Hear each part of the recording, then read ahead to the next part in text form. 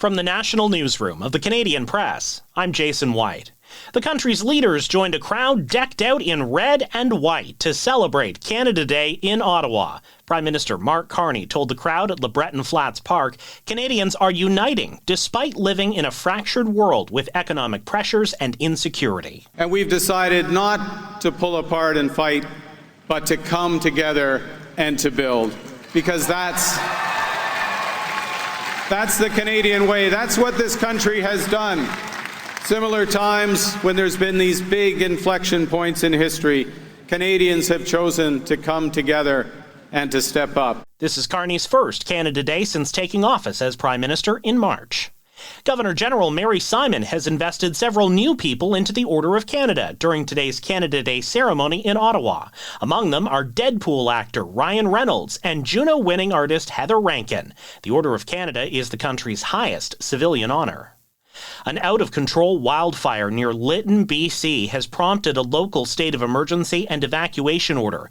The order currently covers 2 properties, but local authorities say the fire poses immediate danger to life.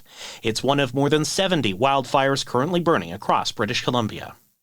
The family of a Nova Scotia man found dead in the Dominican Republic is asking for help to bring his remains home. Dorian Christian McDonald was found dead in the water on a beach in a Puerto Plata resort town in the early morning hours of June 20th. His friend Tara McKenzie is trying to raise the up to $20,000 McDonald's family needs to bring his remains back home. Europe is sweltering under a record heat wave. Spain and Portugal seeing record temperatures, while here in France, it's so hot that officials decided to close the top floor of the Eiffel Tower, though the other floors remain open. And in England, as Wimbledon gets underway, the new heat rule will allow tennis stars to take a 10-minute break when the weather gets to be too much. Inez de la Cuetara, ABC News, Paris. Today is not only Canada Day, but this also marks 40 years since the first cell phone call was made in Canada. July 1st, 1985, then Toronto Mayor Art Eggleton used a 10-pound mobile phone to call his Montreal counterpart, Jean Drapeau. Oakville, Ontario resident Peter Kent remembers getting his first mobile phone installed in his car that same year at the request of his boss. It cost something like $3,500.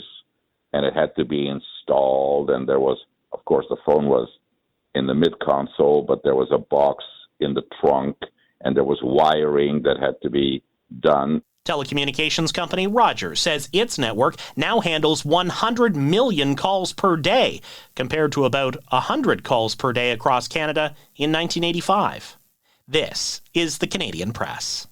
In sports, the Toronto Blue Jays are on the field in their Canada Day Reds as they host the American League East leading New York Yankees.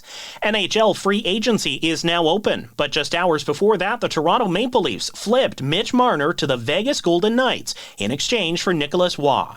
Toronto also re-signed forward Matthew Nyes to a 6-year contract worth $7.75 million per season.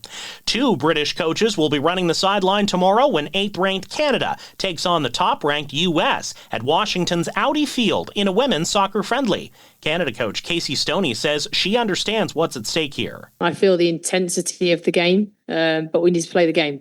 We don't need to play the occasion. We're playing against a good team. We're going to have to be very good on our day to win, which we can be. But yeah, there's definitely an edge to this game for sure. Canada has not beaten the Americans on U.S. soil since November 2000. From the Canadian Press, I'm Jason White. Thanks for listening. Don't forget to follow and subscribe. For more of today's top stories, visit thecanadianpressnews.ca.